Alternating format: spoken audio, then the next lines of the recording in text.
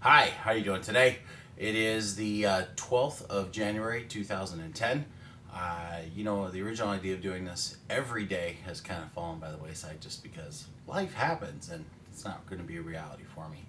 So let me tell you what's going on. I started back to school this yesterday was the 11th, Monday, and I'm taking two classes at the local community college, taking some math and taking some English, getting that stuff you know, the general's out the way, and so that's part of my life that's changed.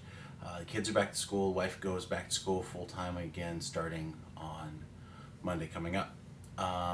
Anyway, so I don't know if you know this, but Best Buy has this really great frequent buyer program.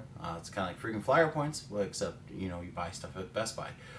We're big buyers of electronic equipment. In the near future, we're going to buy a new big LCD TV for in this room, and then some really kick booty sound, and then a Blu-ray player for this room, which I don't have in here as of now. I got a nice DVD player, but not a Blu-ray. And so, anyway, I just had recently earned a $20 gift certificate, which I decided to use to buy Kevin Smith's Dogma, and it was only $14, and since it was $20, I ended up with an extra $5 and didn't.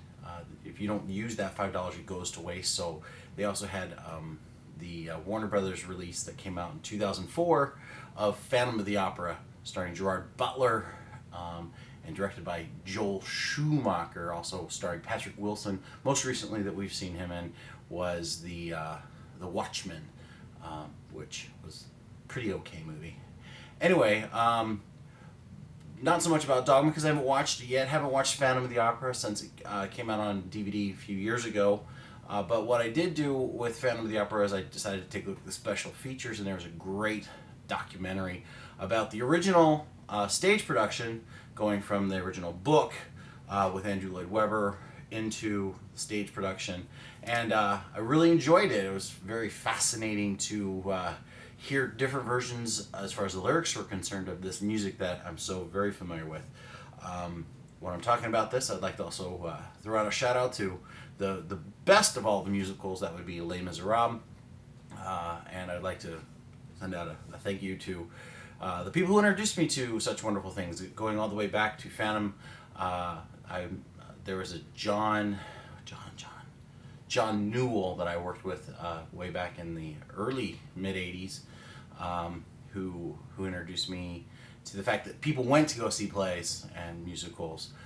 Later, John Baumgartner, who is a director type guy. I don't know what he's doing now in Hollywood, who introduced me to the actual music, and then to nice Mormon girls that I met along the way who loved Phantom and Les Mis, and it was always interesting to see the cute little Mormon girls singing hooker songs. So I always wondered how their parents were pretty okay with that. But anyway, so Phantom of the Opera documentaries. There was also a deleted scene which provided new music, sung by Gerard Butler, written obviously probably by Sir Andrew Lloyd Webber.